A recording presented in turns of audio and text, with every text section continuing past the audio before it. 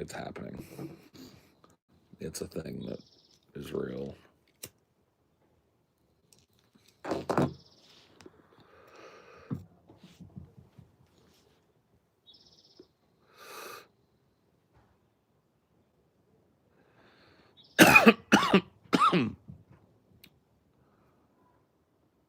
All we'll say is Peter Dinklage and kidneys.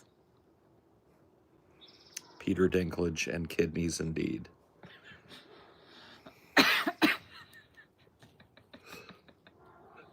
You should have called the stream that. Yeah. Fuck. It's a wild episode.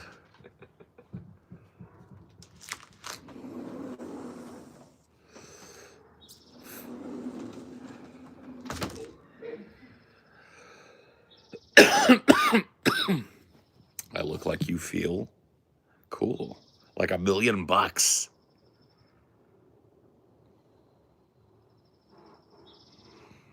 A time machine. Just a haircut and extensive plastic surgery. No, just a haircut. Yeah. Now it's going to be like, I have a feeling people are going to mock the bisexuality of this haircut, but I was super happy. Like when my barber flipped that thing around and I was like, damn. This is the most bisexual haircut ever, and I love it. It's perfect. It's exactly, it is what it should be, in my opinion.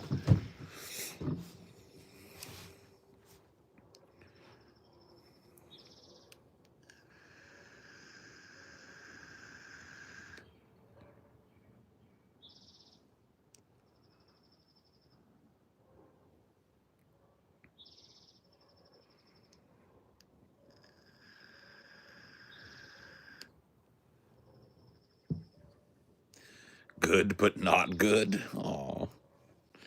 Mr. Naughty Priest. What's the matter, bud?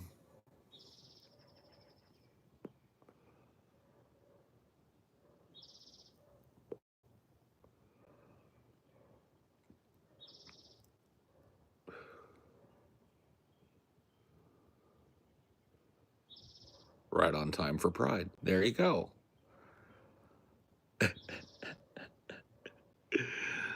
Oh, man.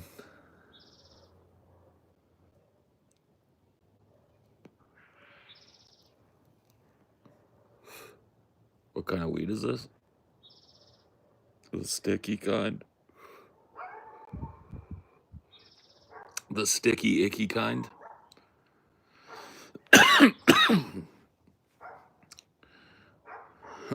I could get my barista job back with this cut. Tell me I couldn't. But no.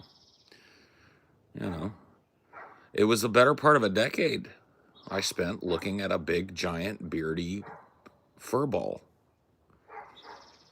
And I just got bored. You know what I mean? That's the cool thing about hair and beards and all of that, is that, you know,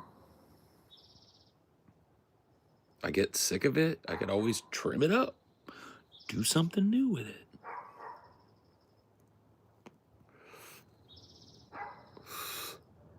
Do I grow it?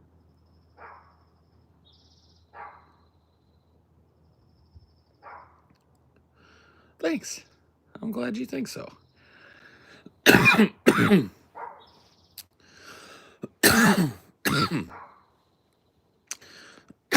think Amelia likes it okay. I think she's a little nonplussed by it.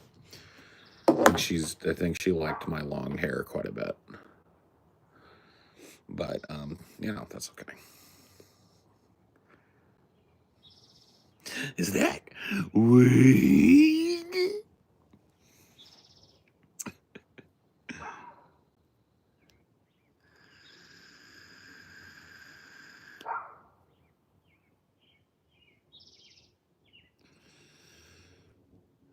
And then Journey of the Meetup turned it. Oh, you're going to do a little miniature doc or something? That'd be kind of cool. Provide your own, like, your own soundtrack to it and such. That could be pretty sweet.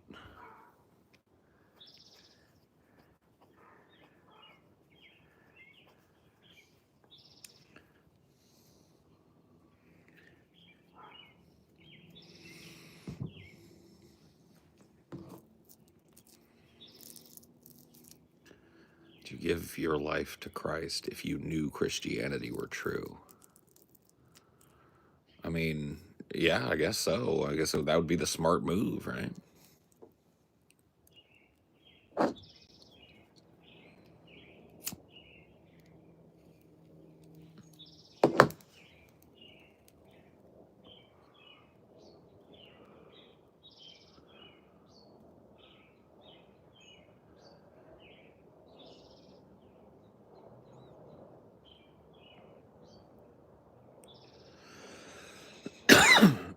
$20 for a toke.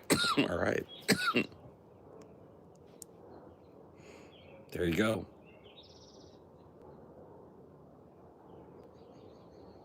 Enjoy it. That's all you, buddy. All right, I'll pay up.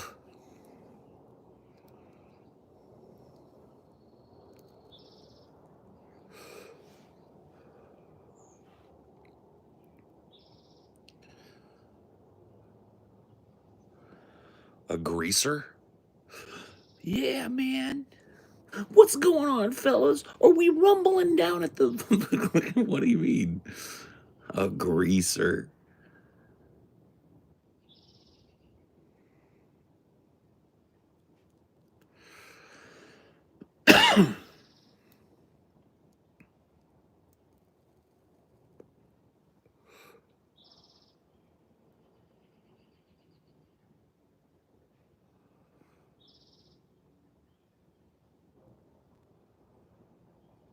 Yes, I would give my life to Bob Marley if I knew Rastafarianism was true. That's an easy one. The answer to that is yes. I would do that in a heartbeat. Absolutely.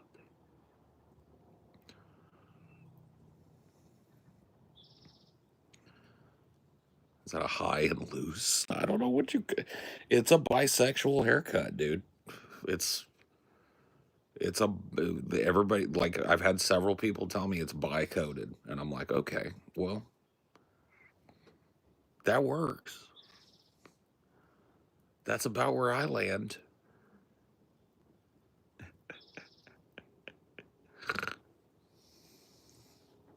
That's what people are telling me. I don't know.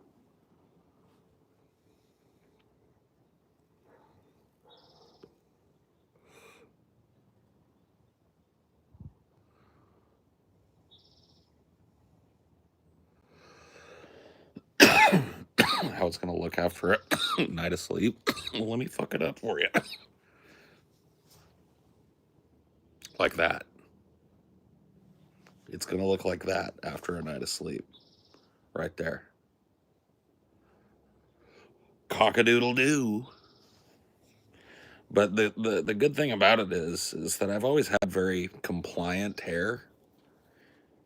You see that? Look at that. Look at that. No comb needed.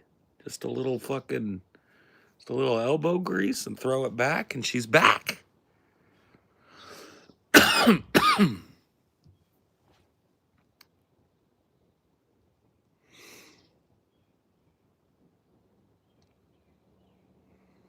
Yeah. Where's the dent? I had the dent removed surgically.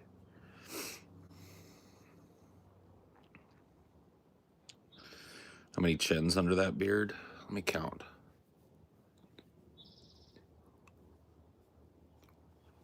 3. 3-ish. Maybe 2.5-ish.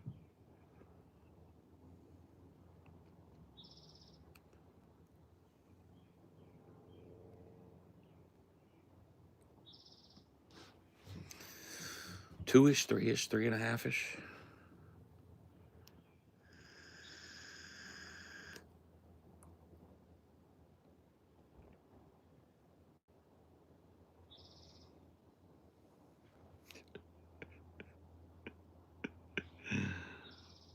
is that cat's back. I get it because they do the little.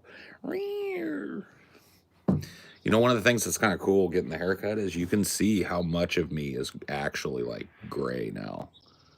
Because, like, you know, you got long hair, all this shit up on the top is flopped down over this, but now you can really see, like, the gray zone right there, right? It shows up super prominently on both sides. I kind of think it looks cool, though. And that's why the big change. I was just bored, bro. Just like boredom of, like, looking at myself and seeing the same dude every day. Maybe bored of hearing the same Hagrid comments every fucking day. I don't know.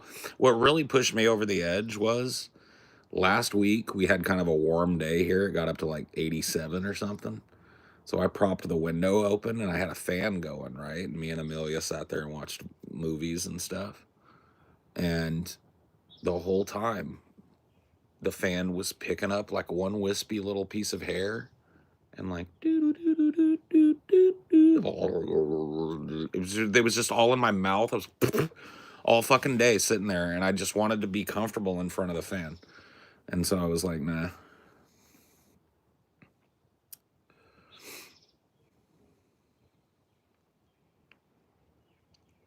But yeah, no, thank you. Yeah, I'm finally out as a Vosh.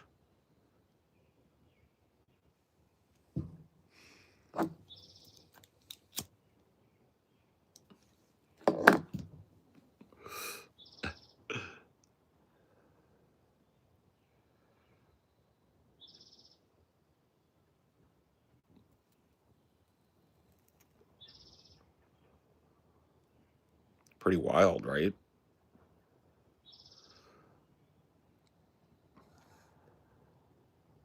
It's good to know that if I ever need to put a decade on, I can just like neglect to shave and neglect to cut my hair.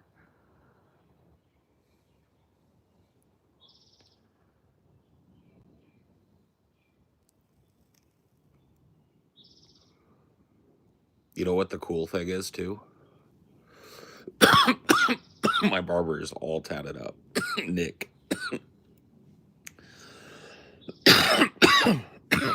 We're shooting the shit.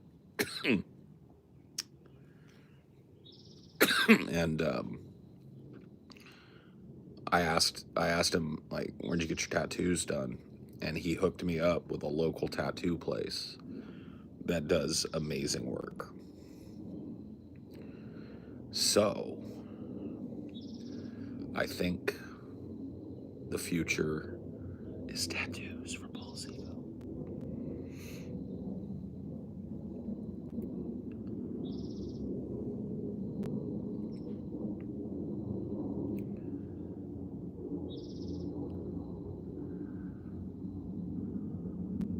Stream the tat. I don't think so, bro. I think I'll leave that. I'll be worried about enough sitting there getting drilled for 5 hours or something.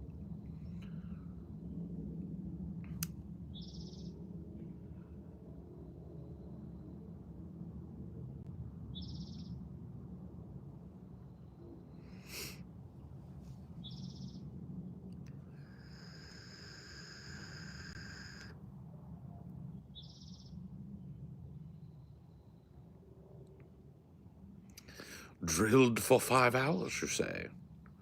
Yeah. Maybe not that type of. You sick fuck.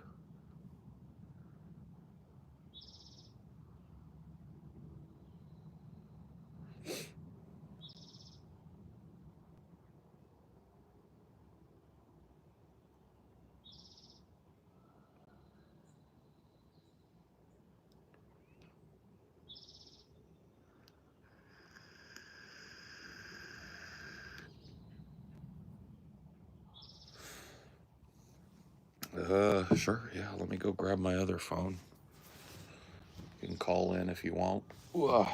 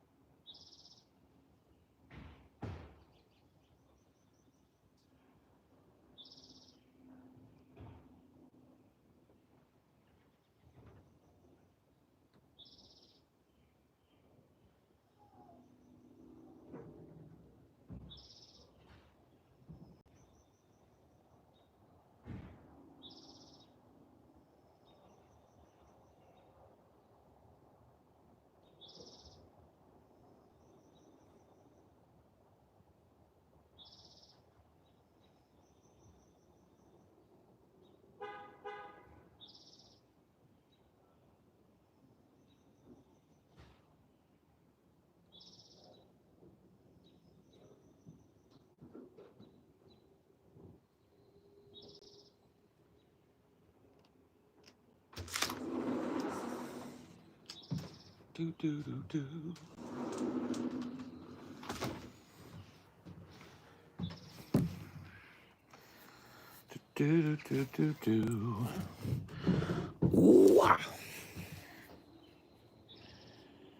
The leader of the pack.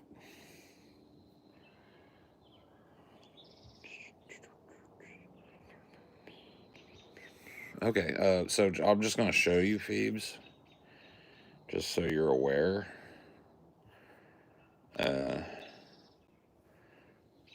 My phone's at 29%. I don't have easy access to power out here. I have a single outlet over there that died in a windstorm and that is probably never coming back. So that means, probably like 20 or 30 minutes worth of talk time before I start going red. So just let you know. Then start your stream and we'll do a little co-stream, Talked about doing those before, right? A little simulcast or whatever the fuck they call it.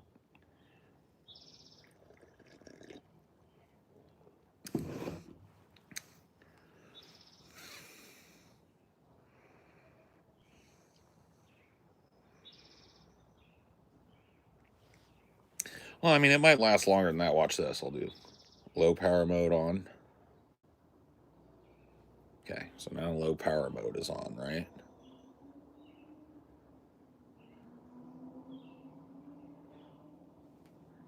Yeah. It's the best I can do. But yeah, I mean, probably I guess 30 minutes at that thing before it starts warning me.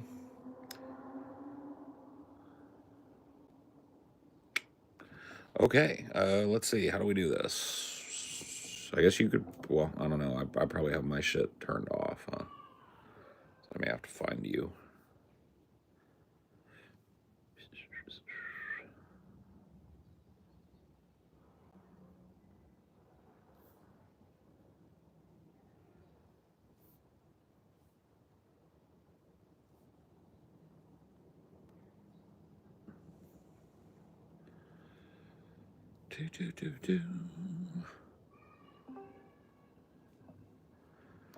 Dingy ding ding ding.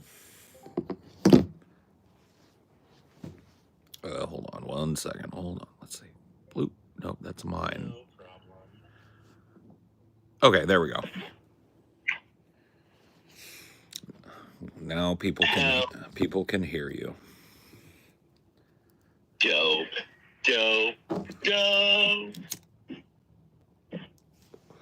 So I was what? going to do a simulcast, but YouTube hasn't developed integration for Discord calls yet, which is something I really wish they'd work on. Yeah. Well, I'm kind of doing it the ghetto way. You're just playing through my speaker phone onto another phone. No, yeah, I know. But I've sat through enough of those streams where I trust the sound quality to be well enough. People can follow along on our conversation. That's all I care about. Sure. So what have you been up to, Phoebe? Catch me up. Okay, so I think I had said in the chat that I ended up losing my job at the place I was working. Yes. Right? Yeah. I think so. I think I remember you saying that, yeah. Although I don't remember anything else other than that. Yeah, no. I mean, that was probably the biggest life update, honestly. It's just the fact that I lost that job, and then that month was the first month I made any money on YouTube. And I didn't make the threshold for June, but I did make the threshold for July already. And we're only halfway through June, so super nice. Things have been looking up on the channel. Yeah, that's awesome. I remember you talking about that. Like your numbers have been better. It's just because you've been plugging away at it. Like dogged determination goes a long way, especially on YouTube. Oh yeah, I was about to say, like in life in general, but especially on YouTube, like the dogged determination, like you said, to just keep plunking away at something until something works. I mean, hey, the strategy of throw it at the wall and see what sticks. Something's got to stick eventually. It's a fucking wall. Yeah, you would think. You would think something would stick eventually. Right. Yeah. So, good news, bad news, a little all around news for Phoebe. You're gonna make it to the meetup. Yes, I see no reason why I can't make it to this year's meetup. Finally, Dope. and for the, literally. You gonna I've been busk or wanting to do what? it for like years. You should. Are you gonna bring your geet fetal and we'll do some like a duet or something? 100%. I was actually trying to. I was asking about it when you guys were talking about the meetup on Onion Nuggets earlier tonight. I was asking about it, but chat moves super fast over there, so I didn't really expect you guys to catch it. But yeah, I was gonna see if that would be cool. Like, I'm not gonna bring it if it's just gonna be an annoyance, but I would love to have you guys sign it. And if you'd be down, I would love to do a couple of duets. At the very least, we got to sing Eva Destruction together, because I learned that song specifically because you turned me on to it.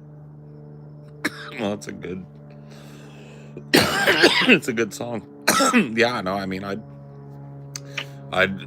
we do signatures, we do whatever. It's not a big deal. There's no, we charge at the door, and that's that. You know what I mean? Anything else you want? Like I said, I've signed every body part that could conceivably contain a signature, every type of clothing, every type of poster and paper and anything else. So you can count on that. Everybody. Have you actually signed a penis? Not yet. No, I have not signed a penis and or testes, but I've not been directly asked to either. I've had titties flopped in my face. Yeah, I've had like a titty popped out and like, hey, could you sign that? And I've done that. You know what I mean? I've signed some butts. I've had a butt kind of come crashing out of nowhere and be like, sign that. I've done that. Crashing out of nowhere, bro, as one does. That's how it like feels from my perspective because like the meetups are super fun. That's why we do them, because we don't really make much, if any, money at the end of the day. It ends up being a wash after we travel usually. But we do them because it's number one, it's good to give back to your fans. We love meeting our fans, but it is fun. There's a weird aspect of it to me that which is like, it is a place where everyone knows me, but I hardly know anyone. You know what I mean? And that's kind of cool and kind of strange because it's hard to navigate it, right? It's like being in a huge crowd of like 200 people, but all of them know intimate details about your life. You know what I mean? And you've never met any of them. Right. It's kind of interesting. Right. I mean, think about the fact that there are all kinds of people that you've met and had casual acquaintanceships with that don't know nearly as much about you as some of the people in that audience might. Oh, I mean, like I gotta be honest. Starbucks, dude, a dedicated, like the person that makes your coffee every day. A person that's been dedicated. Kind of A person that's been dedicated to watching me and whatever it is I've been doing, for the last 10 years knows me better than either of my parents. Easily. Oh, dude, if I wanted to, I could rattle off a bunch of fucking facts. Like, I could tell you how your life has gone over the last 10 years. I know. I'm not even that dedicated a fan. No, I know. That's what I'm saying is like, if they're the people that have been following me for a decade or close to it or whatever it is, right, could rattle off shit that my parents don't know about me. My parents might know me a little better, personally speaking, like they might know intuitively how I am a little better than somebody that was watching me. But as far as like straight facts about my life, not a chance. Oh, yeah, well, yeah. And I mean, part of that's just the fact that you're like, you're more forthcoming about those details than a lot of people online are. And, I hope you don't take offense to the fact that I kind of picked that up from you, and I kind of do that same thing when people ask me questions about my life and about my habits and shit like that. I'm pretty open and honest about it because I feel like it's not something you encounter all that often when it comes to online content creators, whether by intention or whether by subterfuge or just the format of their content. You never really learn what personal details behind their lives are. You don't know what kind of house they live in and what kind of pets they have and what kind of mental illnesses they deal with and what sort of travel they've done, Well, stuff like that, unless it's relevant to the content usually. right, yeah. I mean, well, it's a choice that a lot of content creators have to make at some point. It's like, do I share a lot about my life or do I keep most of it under wraps? And I kind of made that decision kind of haphazardly, I think, because of atheism is unstoppable. AIU. Yeah. We used to call him Atheist Rue back in the day, and I remember that guy. yeah, vaguely. he was all pissy with me about something, and he was threatening to dox me. He had DM'd me with my real name. That's shitty. Well, it is what it is, but I wasn't doxed yet. You know, nobody knew who I was quite yet. And Right. I saw that DM, and I was like, I have two choices here, right? I could capitulate to this guy and ask him like, oh, please don't reveal my shit, or I could just like tweet out my deets and be done with it. And I chose the latter because I don't like being blackmailed. You know what I mean? And so I was just like, you know what?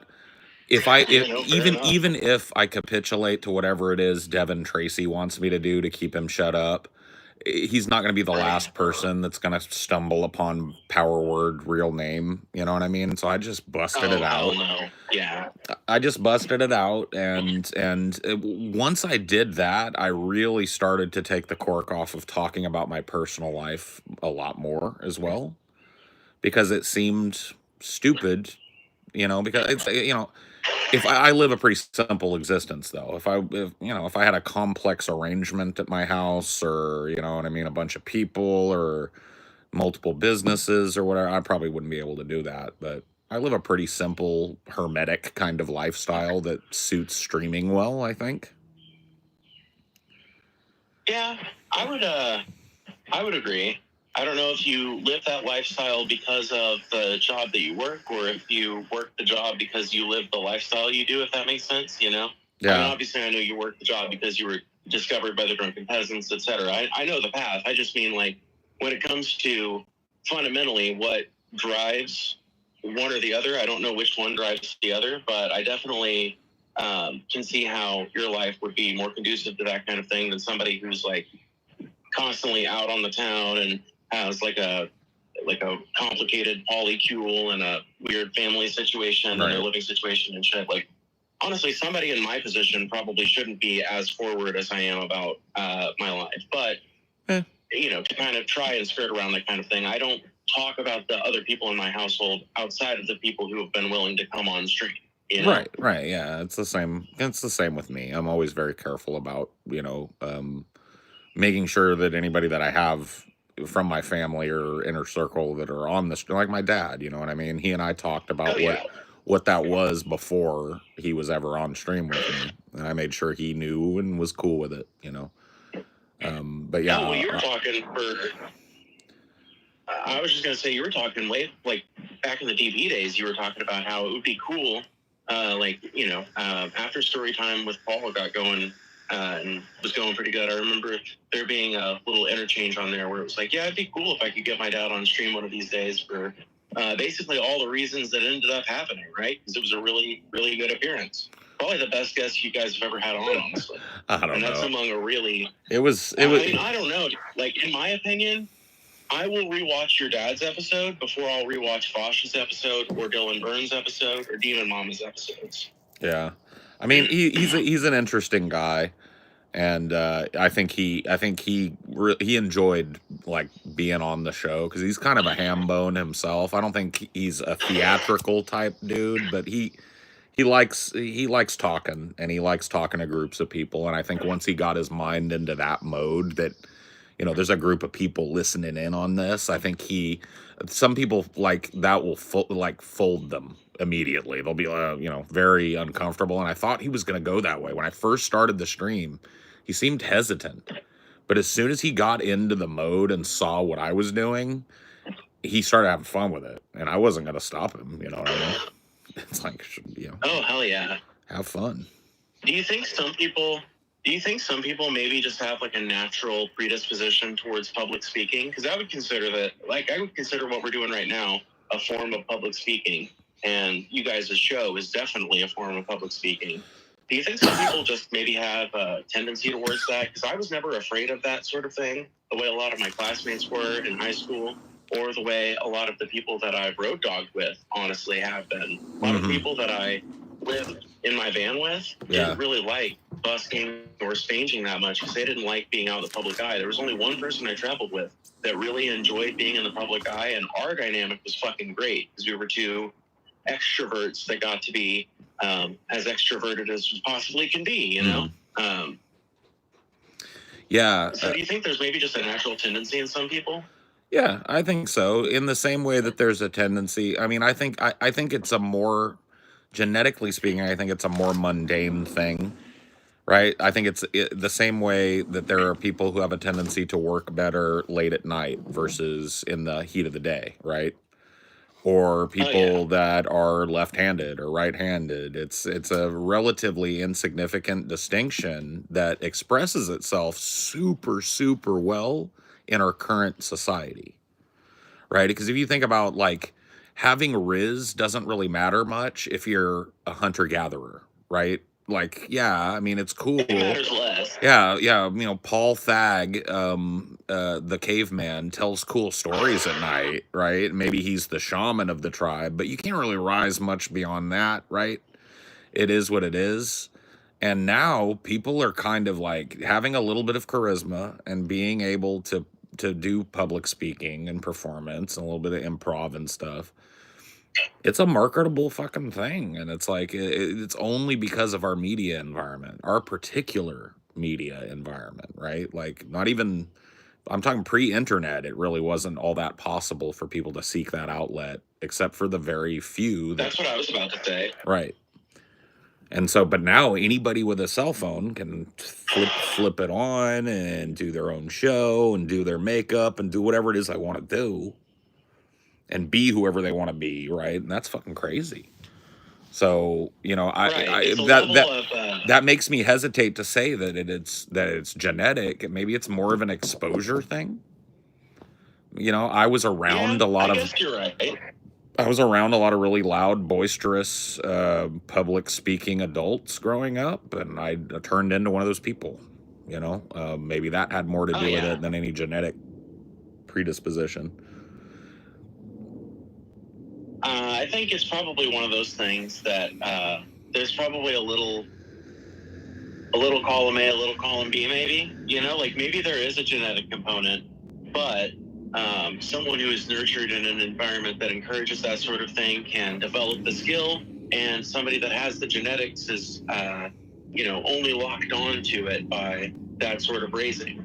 Right. Because I would imagine that even if somebody has a genetic predisposition towards the use of language, that's probably not going to express themselves if they are raised in a family where a non-verbal language is used to communicate things. For example, if they live in a super violent household where fists are used more often than words, or where screaming is used more often than conversation, that kind of thing, somebody like that, I think, is probably less likely to become an adept speaker, even if they've got what we might someday identify as the genetics for it. Right. But I think a person that's raised under those auspices with practice can become an amazing public presence. Okay. There's just history's dotted with people like that. People that were kind of meek and not really seeking that public light, but were thrust into it and ended up thriving there. Look at Michael Jackson. Right. Well, yeah, sure. You know? Yep. Look at, like, Michael is a perfect example of that. He was raised by an incredibly abusive dad. Joe Jackson was a nightmare of a man. And Michael Jackson's, like, it's so cute watching him, like, shop. I don't remember what the store is, but I've watched this video where he goes and shops at some super fucking expensive store, way richer than I've ever had the guts to go into. And some of the stuff he's buying is like hundreds of thousands of dollars, but he's so cute about it. He's like a little old lady buying stuff from the local Kohl's, you know? He's like, oh, I think this will look so lovely in the foyer. And you think this is the same dude who is so powerful in I mean, my favorite Michael Jackson song isn't even a Michael Jackson song. It's "We Are the World." I know, I'm cringe. Well, no, But I mean, it's a good song. We are the world. Yeah. It is, isn't it? It's great. But you listen to him like belting it out in a song like Billie Jean or Thriller or something like that, and it's just incredible to think that that is not accompanied by some loud, boisterous personality, but rather a soft-spoken, kind of quiet guy, you know? Yeah. Yeah. He's an interesting cat for sure. But yeah, I don't know. It's a weird time to be a public speaker because I think we're on the cusp of a lot of that being the need for it being replaced, you know? Like, isn't that weird? I mean, is that not so fucking weird? Yeah, it is. Like, fucking, how many years out do you think we are from like 90% of human jobs having been replaced by AI? Because I would say like 10 years, maybe.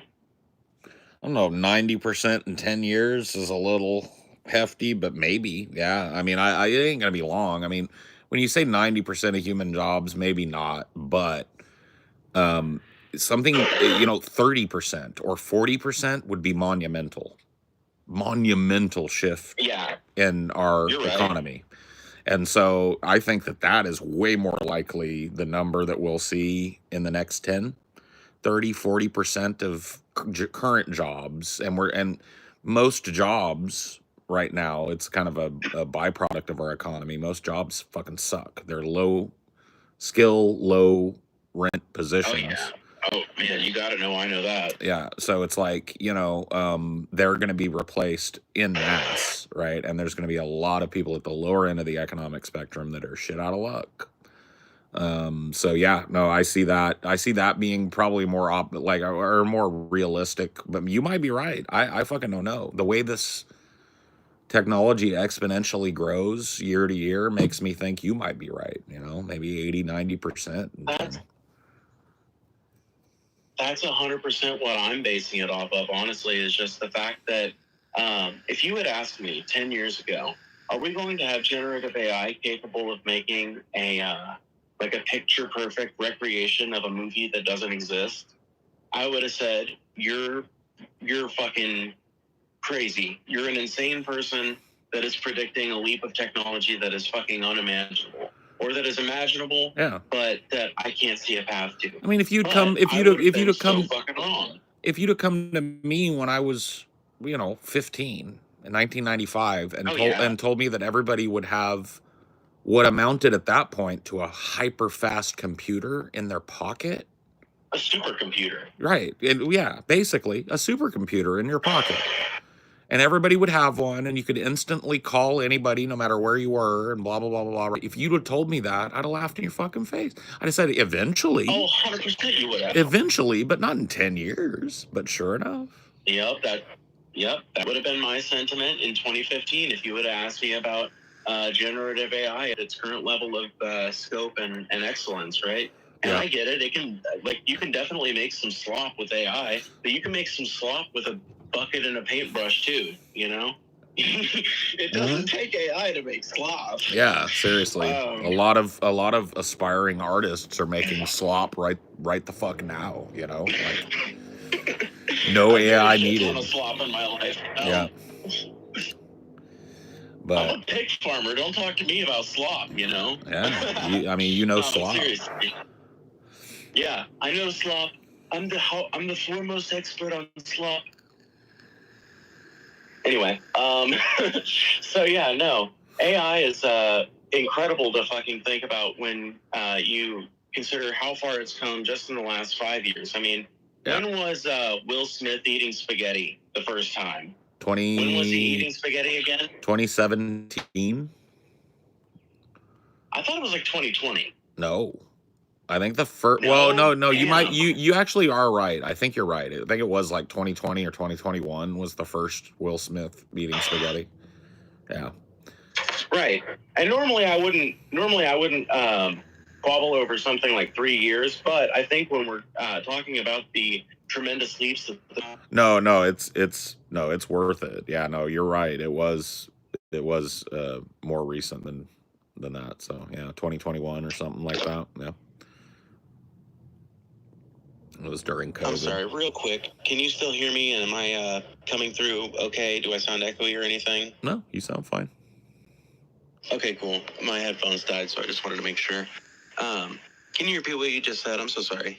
No, I don't even remember. It was just something to the chat. Don't even worry about it.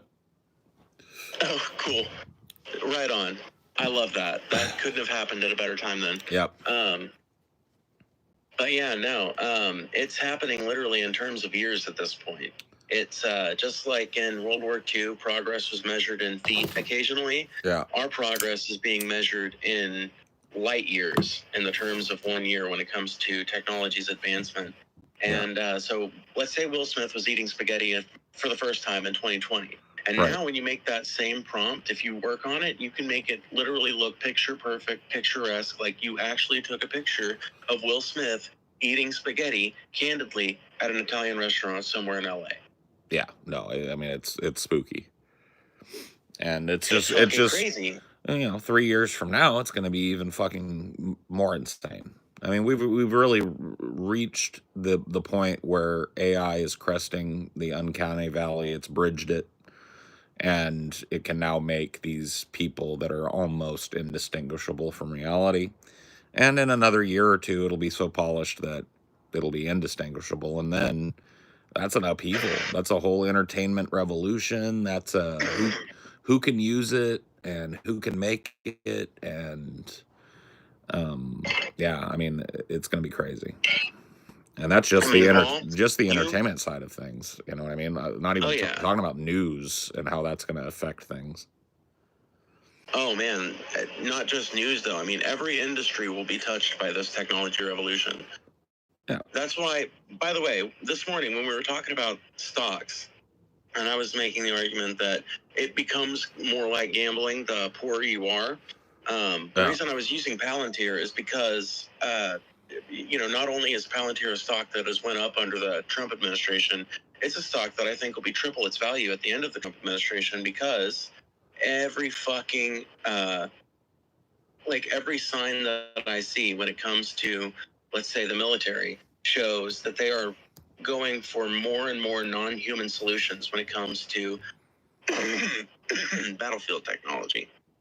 Saw a video earlier tonight where there's the U.S. Army has a fucking vehicle that they drive to a site and it deploys drones like you've seen in a fucking movie or something. Yeah, it's absurd.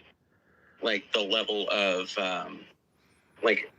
how complex and advanced technology on the battlefield is becoming, and there are a bunch of companies that are geared towards that in that industry. The industry that I was working in up until a month ago, I was working for a heavy equipment manufacturer, and we, I guess I can't say we anymore, but they actually last year released the first electronic, fully electric giant dump truck. So one of those things you have to climb a ladder and walk a fucking gateway to, or a catwalk to. Yeah. Get in the cab of. Release its first one of those. So this high tech, get rid of humans kind of strategy is that's why I say 10 years. That's why, because everywhere I look, I see signs of humans being automated away in one way or another. Yeah. No, I mean, it's true. Yeah, that's why I think that there's a giant, I mean, and it doesn't take a clairvoyant to see that things are heating up, right? We got all of the wars and rumors of war. It's starting to look a little fucking biblical recently. Do you feel the electricity in the air that I do? Oh yeah. Yeah. No, I mean, I think feel it burning. No. I mean, I've smelled this smolder before a couple of times in my life. I think once the Zuccotti Park stuff, that kind of what I'm brain farting what that little movement was called. The Chaz? Not Chaz. Prior to that, where they took over Zuccotti Okay. Park in New York. It was Oh, sorry. not No Masters. That's the new one. That's what it was. Yeah, somebody help me out. Occupy Wall Street? Yes. Occupy. Thank you. Sorry, I was trying to fucking search my brain too, and I finally landed on it. Yeah, I smelled it in the air then, you know what I mean? And Did you smell it in the air in 2020 by any chance? Not really. No? I smelled What was this the difference, you think? I don't know. I know it's kind of hard to put your finger on it. You know what the difference was? And this is going to sound stupid. It won't. Hit me with it. They sent us money. Oh, dude, you know what? You're 100% right. It wasn't even like, I'm not claiming it was enough to even, but like the fact that the government like acknowledged what was going on and sent us money made it feel like, okay, well, people are going to chill.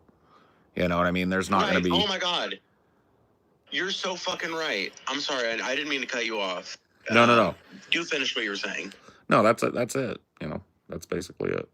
So I think you are 100% fucking right. See, that's why I think BLM didn't take an economic road.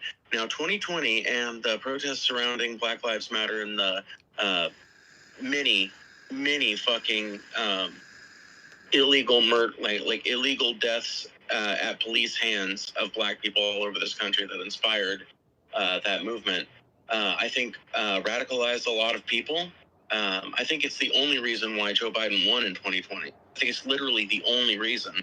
But I think the reason why it didn't take an economic turn, I think the reason why, because ultimately the reason why black people are oppressed in America has less to do with police brutality and more to do with redlining, gerrymandering, and the disenfranchisement of black voters. That is a way, and I think from the conversations I've had with black folks that are interested in politics, this is something that is not that revolutionary a statement, from my understanding.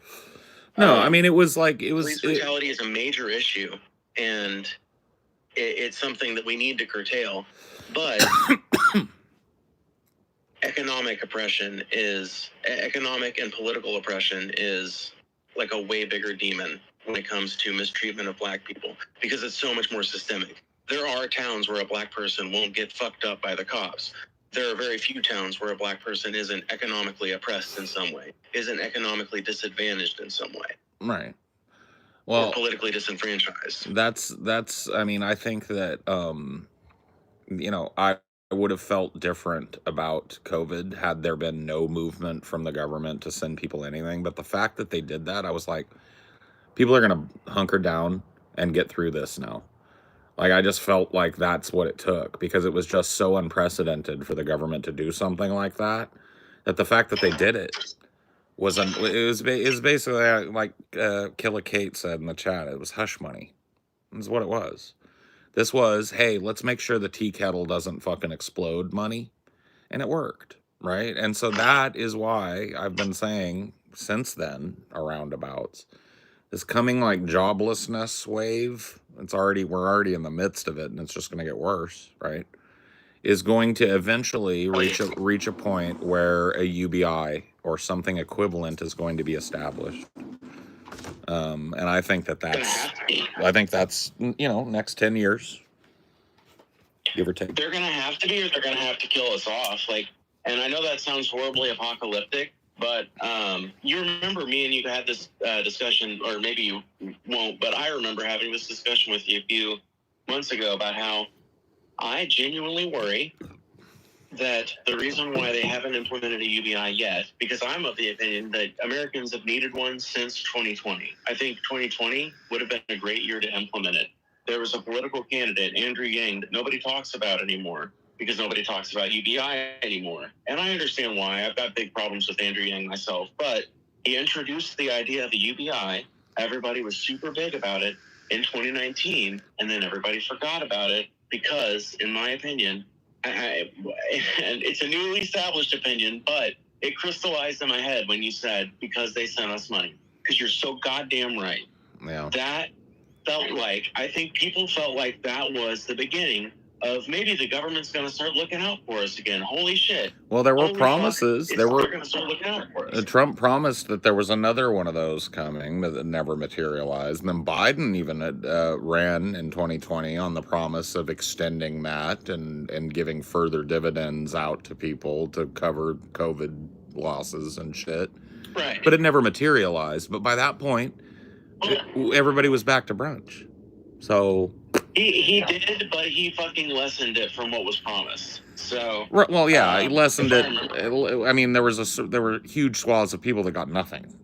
Like, you know what I mean? Yeah, exactly. He lessened it and he tightened the requirements. Yeah. Like the income requirements and shit. And then it just disappeared. Now we haven't heard peep about that out of either side since. So it's not something they want to do, but it is something that we now know that they will do if they smell insurrection in the air. And in 2020, do they not smell it yet? In those early, well, I think they're smelling it now, and I think that Trump is going to see how well the boot works, and that'll tell the tale. That'll tell the tale. That's kind of what I'm afraid of. Well, I mean, I don't.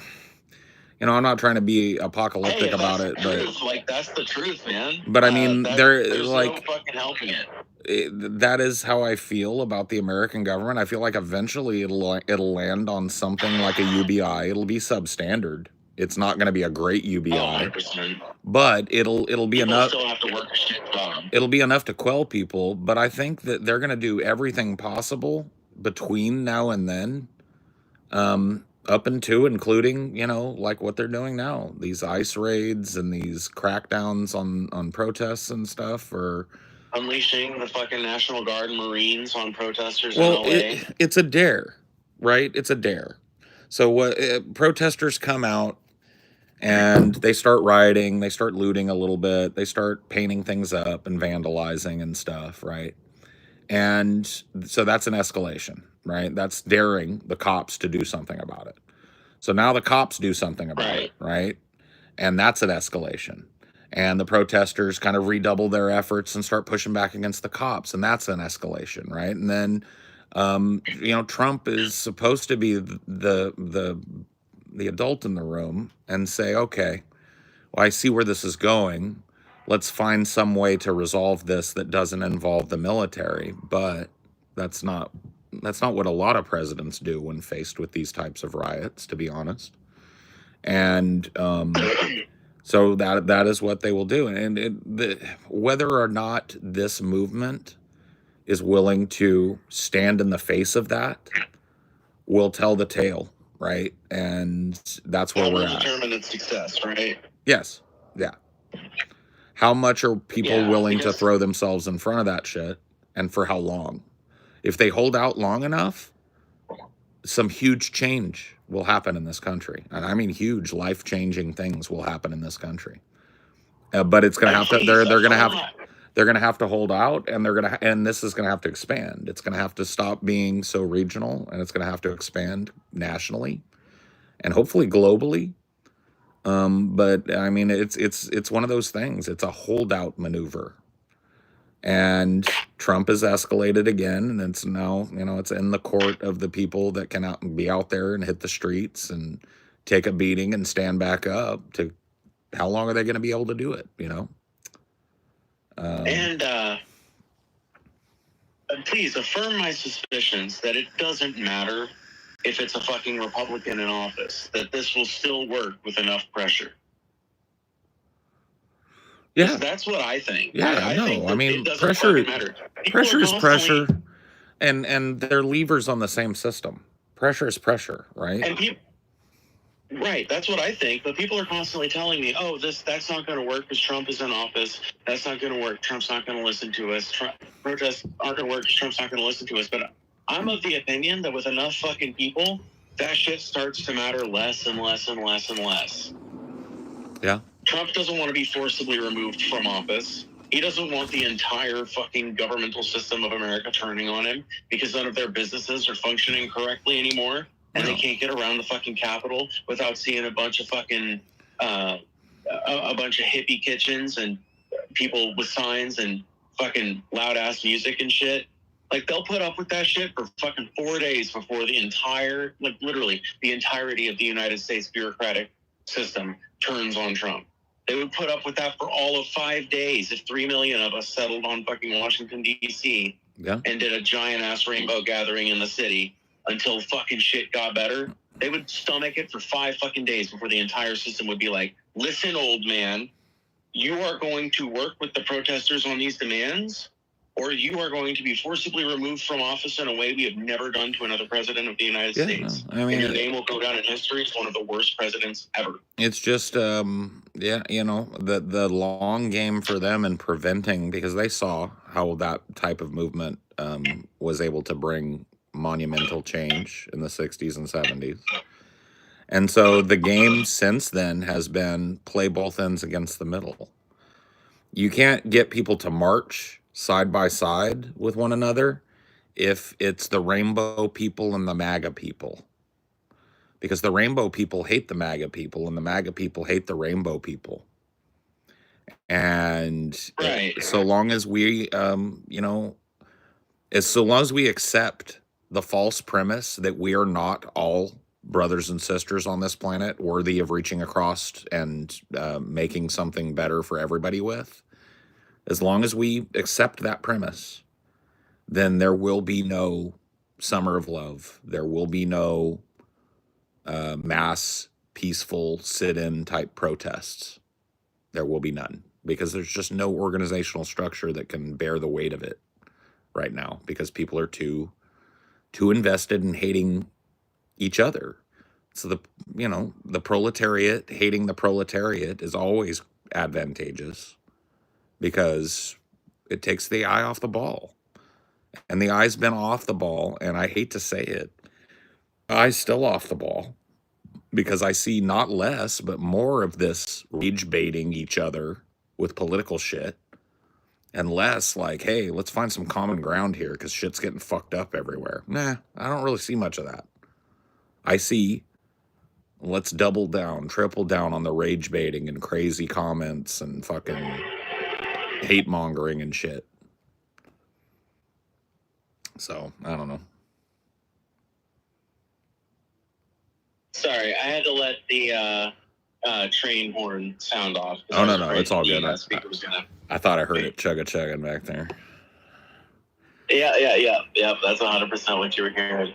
I tend to agree. I get accused of rage baiting a lot, and in a way, I guess I am. I am kind of monetizing the idea of like, trans people right now are just like a volatile subject. Like, our very existence is kind of like strange to people and new, and like, making content in general as a trans person right now is like almost kind of like, it's not rage baiting in the sense that like you can't really help it, but it is something that like you can take advantage of for views in a way you probably couldn't have like 5 years ago, when it was like becoming way more normalized, at least in the broader political discourse and shit. Yeah. But I make a real effort to match people, like match the energy people bring me in chat. Mm-hmm. And that's kind of like my attempt at finding a middle ground between being someone who like being someone who never responds to hateful comments and only takes the serious ones and that sort of thing, and being someone who just argues with the hateful people and just sows the division further. I try to meet people where they meet me. And so some people will come in and ask questions, and they'll be like, no hate, but, and insert question from out of touch straight person. And, you know, I forgive their out of touchness, and I talk about it genuinely with no judgment in that zone. But if somebody comes in calling me like a dumb faggot, you know, I'm right. probably gonna like, I don't know. Do you feel like it is contributing to that atmosphere of division to respond to that with vitriol? Yes. But I'm not gonna fault you for it. I'd be a hypocrite to do so. But yes, yeah, it's part of the. There's no way you can separate it from the problem if we're talking about the problem being a hate machine that endlessly feeds itself, right? Then yeah, you're feeding into That's that. definitely what we have. Yeah, you're feeding into it for sure. But well, I don't blame you. I feed into it. I fight fire with fire. I don't think that you and I are going to be responsible for the revolution or lack of one, right? And so we can take that burden That's off of our true. shoulders, right? And we're just talking as human beings, and I think that you get to choose how you are in your space. You know what I mean? And I think that that's really where it begins and ends. I don't think anybody could credibly claim that you or I has influence wide enough to be marked, right, in some national No, or even local political way. I mean, we're just not. We don't have those pressures, right? I wouldn't want those no, pressures. So because I like to be no, me able to, neither. I like to be able to speak my fucking mind. But it also means that we have to kind of admit our impotence in changing it. And that can feel pretty bad. Doesn't it though? Yeah. I feel like I don't know. So I'm of mixed mind about this, right? Because on the one hand, I admit our impotence, right? Especially mine. I've only got 3,000 subs, and I might get high views, but my retention numbers aren't that great. I average between 100 and 150 watch hours per stream, so not great when I'm doing 2-hour streams. But I mean, it is what it is. Right, it is what it is. It's not nothing, right? It's not nothing, and I'm super thankful for it. But like you said, there's a reason why we shouldn't acknowledge our impotence in the areas that they exist. But I also wonder about if maybe people in our position, and I hope you'll excuse me putting us in the same position because, like, I'm way newer to this and shit. But Sure. like people in the position of making content online, let's put it that way. I wonder sometimes if maybe we don't have more capacity to contribute to the revolution than we give ourselves credit for, if that makes sense.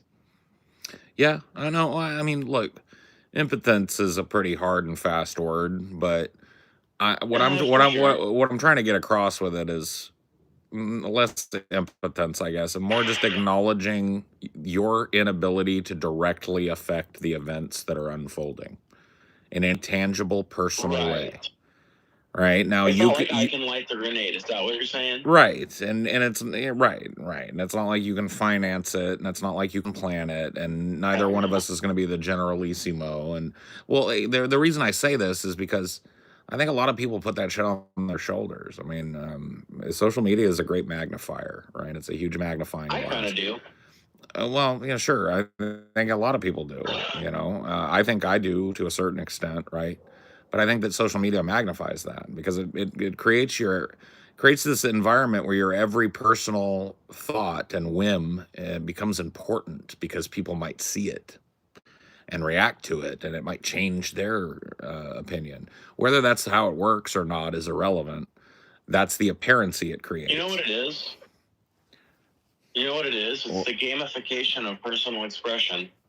I didn't really think about it, but it's the ability of someone to be thought of as like such a hero by some people and such a villain by others.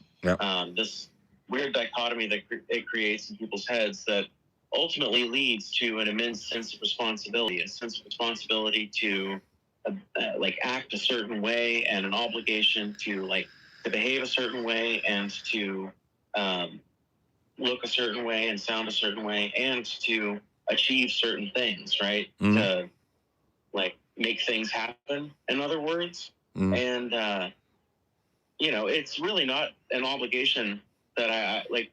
It's funny, we were talking 20 minutes ago about how the older media environment didn't really allow for people to have their own little unique media empires on the internet. Like, the internet wasn't around, so that sort of thing couldn't exist. Right. It was only the invention of the wider social media environment that allowed that to even become a thing. And I think that is what has happened. Do you agree? Yeah. I mean, to a certain extent, I think that you're right. Once again, it's not my intent to be pessimistic when I say, you got to admit your powerlessness. It's more of a way to foster some genuine conversation on things, because I think that when people put the whole weight of the world on their argumentation, it creates an environment where it's bad for you mentally, it's bad for me mentally, and it's not really fruitful, right? Because I've been in those types of conversations. My conversations with Vosh were largely that, I think, especially the last one, right? My conversations with Oh yeah, for Destiny, sure. try as I may to not let them descend to that. I mean, Destiny is pretty adept at doing what he does, and it became more contentious than I ever intended it to be. I didn't go in with the intent, and then the same thing with Vosh, right? I didn't start my back and forth with Vosh with the intent of it becoming this sour milk kind of thing, right?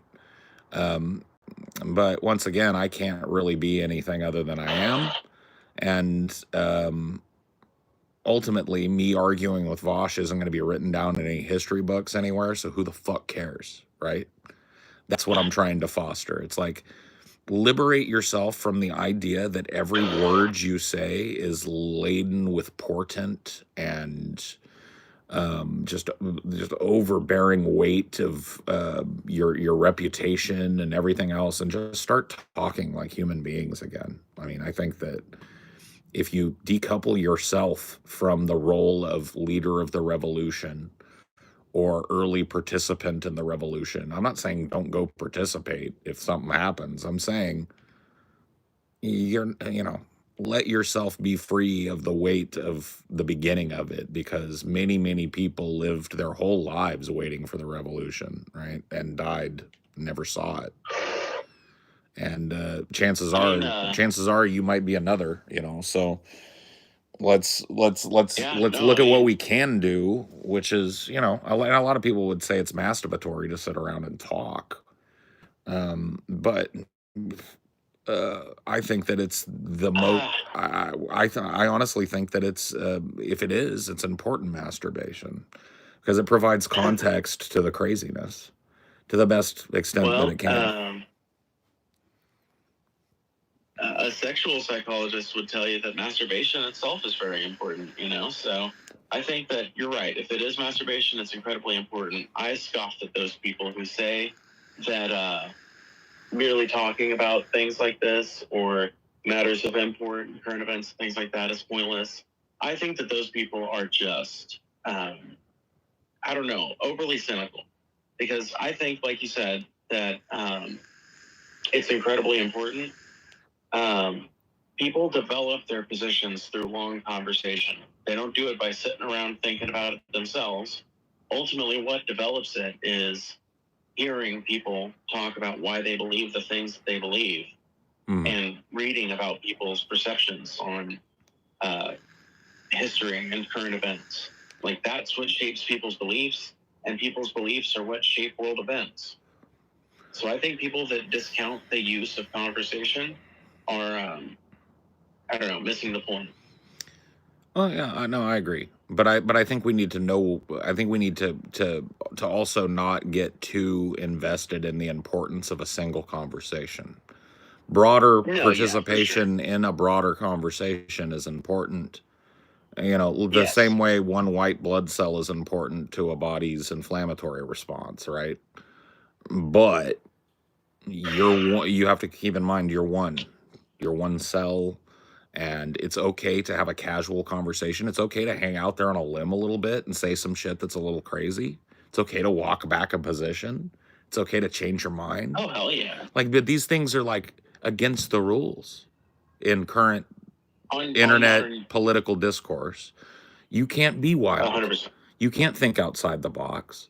You can't have any whimsy involved in your position.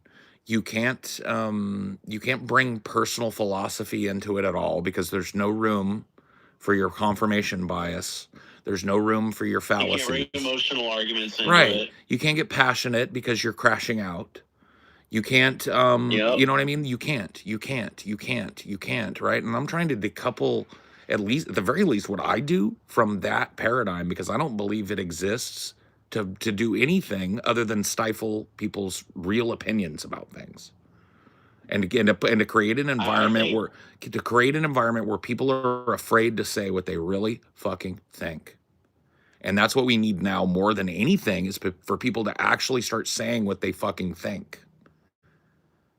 100%. And the 110%. environment that has been set up is so sick and twisted and backwards from that. It's like, dude, you stumble, you bumble, you get one fact wrong, you're a cuck for life. You got a million people fucking dunking, like, dude, and I'm not trying to say whatever, dude. I'm a pretty thick-skinned motherfucker. I've been doing this a lot longer than a lot of the people, you know, that would dunk on me, right? But Right. you know, years later, an hour and a half long conversation or 2 hour long conversation I had with Destiny is still topical. Still. Right.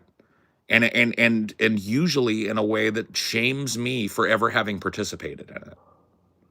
Now, how inviting is that? Yeah. How inviting is that for people to say what they fucking think and to try on a position? And you know what I mean? It just doesn't. It doesn't, right? It's completely antithetical to actual human conversation and exchange of information. And I try in whatever small way I can to foster an environment that's the opposite of that. I mean, that's why, like, I think you've been doing that maybe subconsciously. I don't know how long you've been doing that actively, as far as, like, the sort of environment you foster on your streams and in your community. A long time. But that's A the long thing. time. Okay, yeah, cool. Because that's the thing that drew me to ideology. Is Yeah. like, because at first I watched phrase videos that, you know, Yeah. I was like a Tajika fan from way back. Right. That's And like then that's I that's found that's DP. level one. That's level one. That's usually where people. That's like Right. baby's first intellectual is Frey, right? And then Yeah. and then eventually That's horrible. eventually you blossomed, right, philosophically, and you became a zegoist, right? Right? Yes. Yeah. Yes, of course. But I still have not ascended to the level of Scottist, and perhaps never will. None ever will. Yeah. Right. But yeah, no. No, I TJ's actually in the chat right now.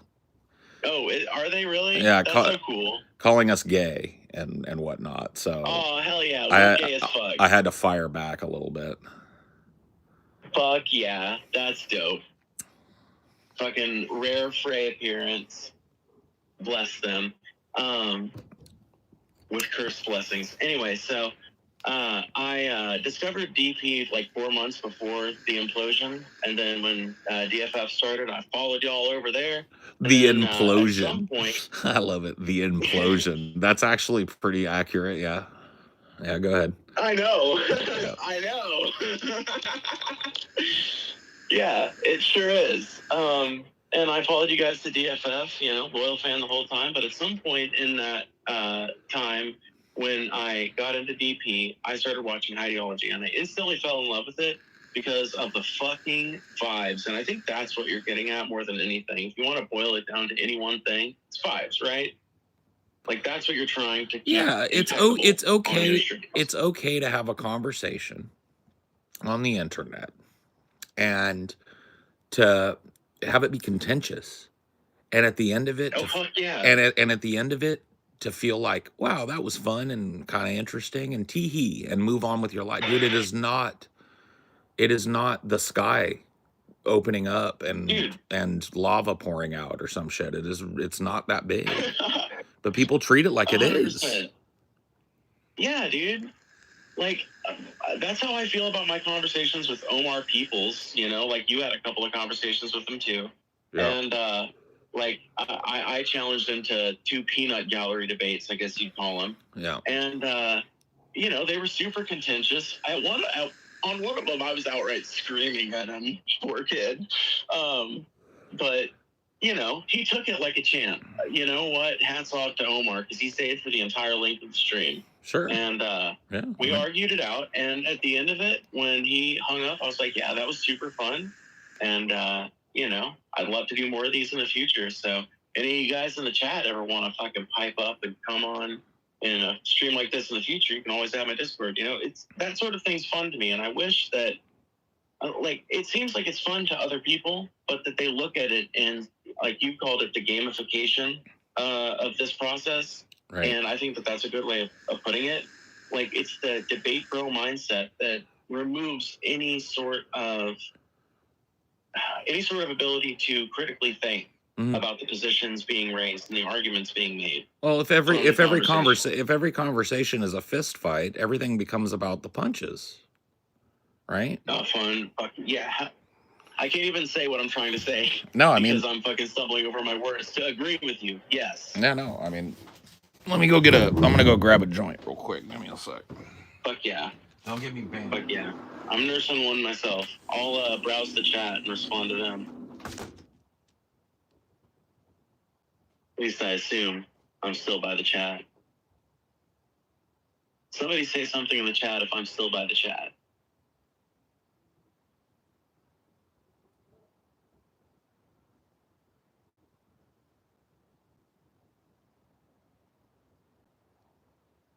I'll have to call you one day, Phoebes. Hello, sweet. You guys can still hear me. Dope. Although I guess I could turn on the stream volume and then monitor myself, but I'm not gonna. Because I hate having my voice repeated at me. Excuse me. I'm only just now getting used to the idea of having my face mirrored at me. I like your haircut. Aw, thank you. I assume you're talking about me. But that could be a person who's like 2 minutes late on the stream. And they're talking about Paul. Because Paul's haircut is fucking sharp. Fucking sharp, dude. Paul needs to go to Goodwill and get him an outfit that matches that shit. Because he has some outfits already that I think like halfway match it, but man, Goodwill trip in order. I'm sorry, Paul. I've been commenting on your fashion choices. I'm too fat for Goodwill still. I gotta lose like... No, you are not. Dude, they have all kinds of fatty clothes.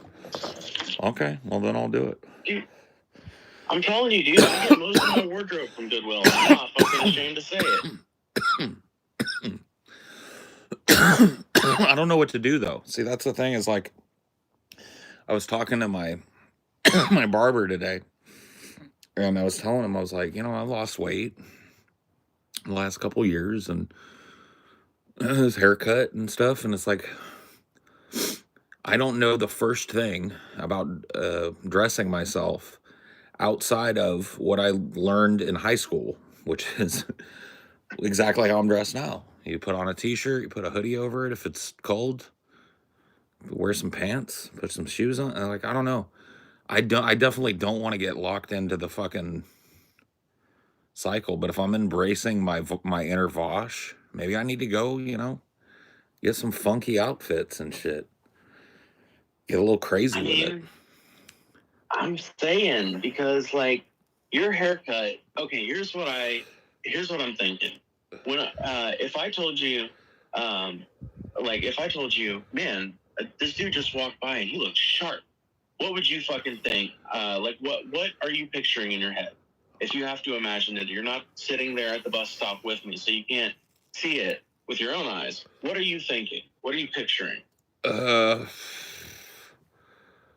Dude's probably got like a white shirt tucked into some pants with a belt. You know what I mean? He's looking pretty like...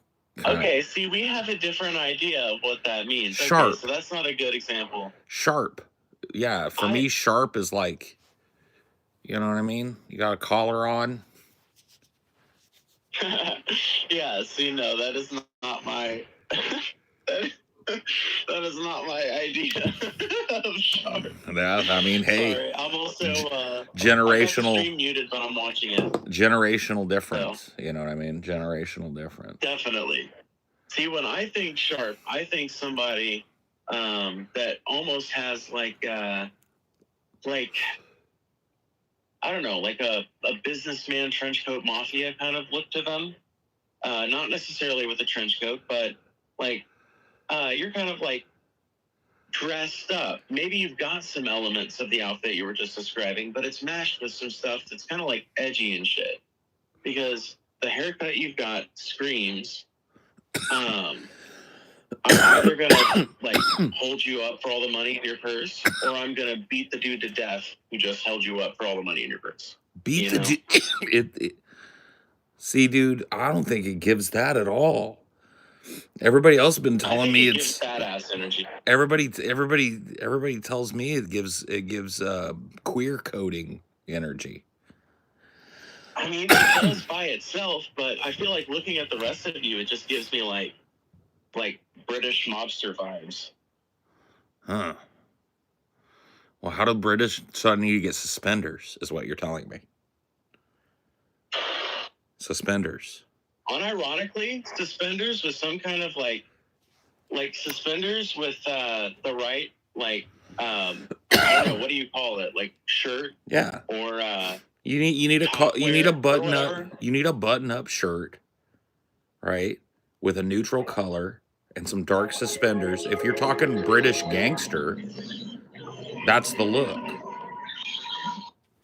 You know, and then I could take the suspenders down You could off of also my do vertical shoulders. stripes. Huh? Yeah, well, yeah, you could do, I You guess. could do vertical stripes. You could probably do vertical stripes. That'd be a little more dressy gangster. Yeah. Well, that's what it screams to me because it's fucking tight. I don't know. Well, I like it. I I like it a lot. But yeah, I don't know how to dress to it. So I think, you know, maybe for a while it's just gonna I will be the walking contrast. Clean from the neck Yeah, that's up true. and stonery from the neck down, you know. I don't know how else to do it. I mean, I think that's probably where a lot of the barista comparisons come from. Yeah. Because, you know, the way you, looking at you on stream right now, that's what I see. But it's like I see another side. Like it's like you're a barista that they get off at 3 p.m. and by 4 p.m. they've got a different outfit on and they're walking the streets with a cane that's actually a gun, just like Henry VIII, you know? Oh. Yeah. Shit. Yeah, see, this is a thing for me. I never would have been able to conceptualize a haircut like this. The only reason that I got a good haircut is because I went to a really good barber that knew what the fuck they were doing, and I gave them carte blanche, basically. I gave them very little guidelines, and I was like, do what thou wilt. And Yes. and I loved what they did with it, right? But I never would have been able to pick this out of a catalog or anything and thought it like would even work on me. And then to boot, I don't have any sense of personal clothing style whatsoever outside of, right? I like wearing t-shirts and hoodies and comfortable pants. And that's literally my sense of style. I wouldn't even know where to look. Dude, if I showed you what I got married in, you'd probably laugh. Okay, I might. I was in a button-up shirt and slacks and stuff, but man, I look like somebody. I look like somebody like. I swear to God, I look like somebody thought out a cave person or something and dressed him up. You look like a printer salesman, in other words. I look like a printer salesman that was lost on an island for like 10 years. It was fucked. You know? So just go to a really good fashion consultant. Oh, shit. But here's the problem, though, dude. Oh, fuck. Like a fashion consultant, number one, expensive, and I don't care. See, that's the thing. Is like I care, but only that much. I think it would be cool if I had some cooler looking, not shabby, not stonery, not skatery 90s type clothes. Because I think I might look kind of cool in them, but I have no fucking clue where to look, what would look good on a dude that's shaped like me. I have no fucking idea where to even start. Amelia's not a big fashion person either, and she's never fucking like asked me to put on something different or told me I looked anything other than nice. You know what I mean? And so I can't really go to her. You know, and so it might just be a problem that doesn't need fixing. You know what I mean? I have a personal sense of style. It may be. As immature as it is, and, you know, the hair doesn't fit it maybe, but whatever. I like the hair, so fuck it. I don't know. Yeah. all I would say is that, like, if you do at some point get to the point where you want to try out like some different looks that you think will like complement it in that way, I'm serious, man. Goodwill really is a great place to start, even if you're just looking for inspiration, because it's like there's all kinds of different fashion senses represented there, and you can get a sense for what you're going for, you know? Yeah. Yeah. And you can actually find stuff in your size, depending. Like, I had a fucking, like, how tall are you? 6'1". Yeah, so we're about the same height. And the trench coat that I used to have that protected my ass from the bitter cold in, like, 14 states was a Goodwill trench coat, you know? And they had a couple of bigger ones. So it's like, you know, if you could find that obscure item at a Goodwill, I think you could probably find anything up there, but it's, you know, it's not everybody's cup of tea, but I have found it incredibly useful in inspiring a new direction in my fashion sense whenever I wanted to go that way. Yeah. So that's why I just pitched it as advice, I guess. Yeah, no, I mean, it's good advice, because I fucking have pretty recently in my life, I've fallen in love with Goodwill, dude. I furnished my house with it, so. Fuck yeah, see? You know, like, and I will never, ever, you know, and maybe until I'm in the house that I feel like I'm going to die in, I will never buy a new piece of furniture again. There's just no fucking point. It's a ripoff, dude. You go to the Goodwill, you find something that's got some nicks and scratches on it, you pay $20, and you haul it home yourself, and you fucking call it a day. That's it. And, like buying furniture the traditional way is just a fucking ripoff, in my opinion, because furniture is like one of the many things that has like gone way up in price. The only way you can kind of get away with it is if you're just buying flat pack furniture. But I don't know. I've always felt like flat pack furniture just has like a cheapness to it that I kind of fucking hate, when you could spend way less and go to Goodwill, like you said, and just buy that same coffee table made out of a way better material that's actually got some character to it. Yeah. No, I mean, that's been our experience so far, is like every time we've needed we needed a dining table, and we found one at Goodwill for $20, and we needed a couch. We found one at Goodwill for $15. It's like, you know what I mean? Yeah. Can't really beat it. So anyway, my phone is about to die there, Phoebes, but it's been a nice talk. It has been, and my headphones are about to die, so that could have been timed better. There you go. See how it works. Well, thank you for joining me, and we'll talk again soon, yeah? Of course. Always. You know, I'm always happy to do it. All right. Have a good one, Phoebes. Peace. See you on the flip side. Oh, yeah. Good old Phoebes.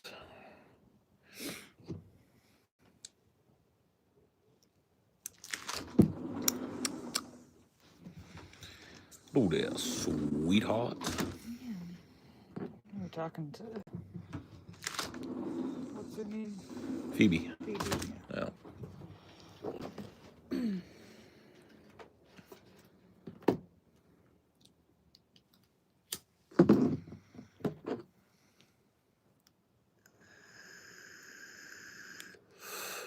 Indeed, Phoebes.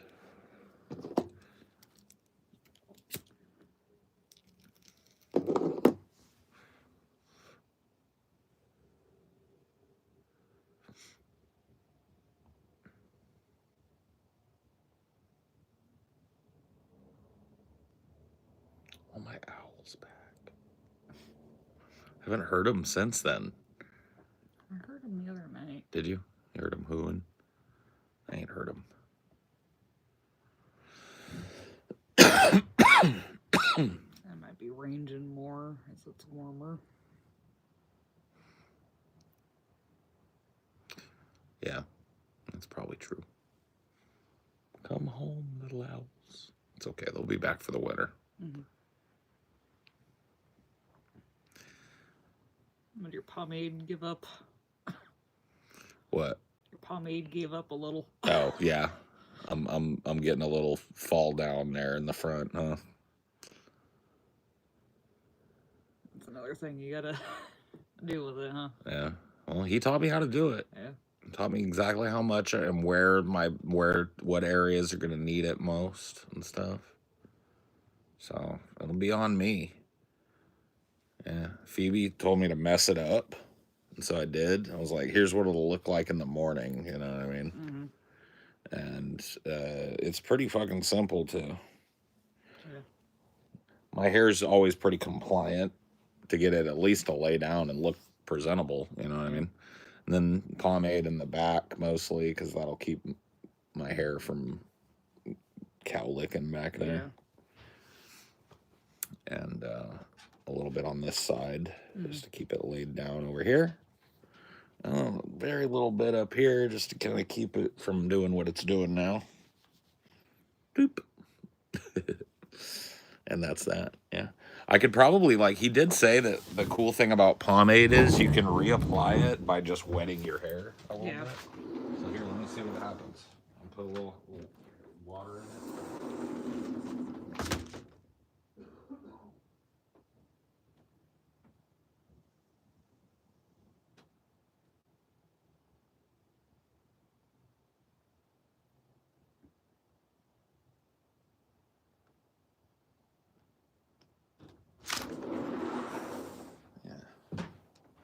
You can still feel it in there.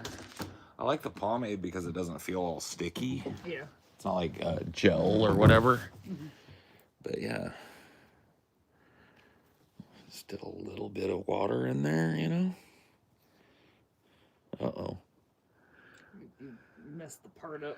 Yeah, the part is losing. Okay, we're good. We're good. See? That's pretty good. It's a little better. Yeah, go do a stream. Go check out Phoebe's stream if you're bored watching me preen my new haircut yet. You know what I mean? Phoebe's will probably not be preening a new haircut, so you can go watch her. Yippee skippy.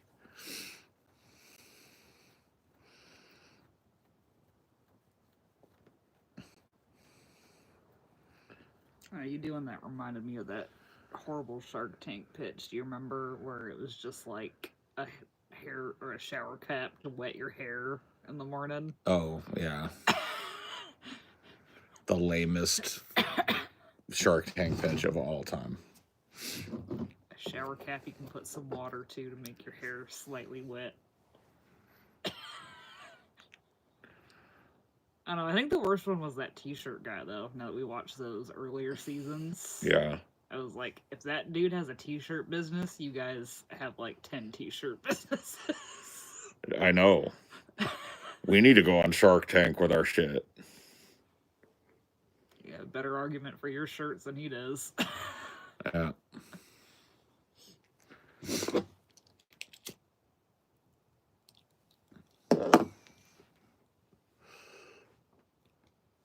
Maybe after we finish this crazy season of Dip Tuck, we'll go back to our Shark Tank for a little bit. Yeah. But it's ramped all the way up now. Yeah. Or Nip Tuck has taken off.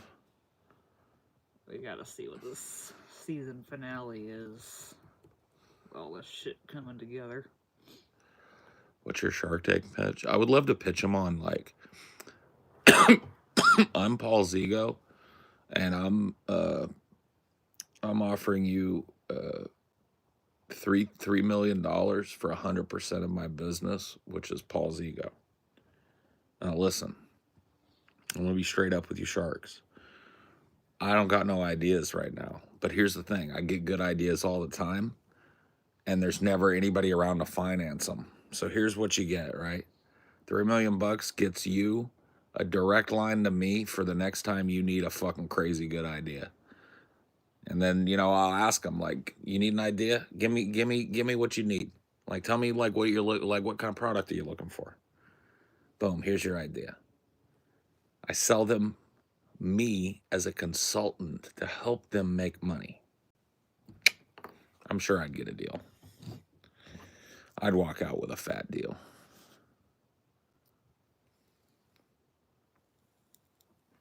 What do you think Mr. Wonderful's genuine biggest regret of not investing was?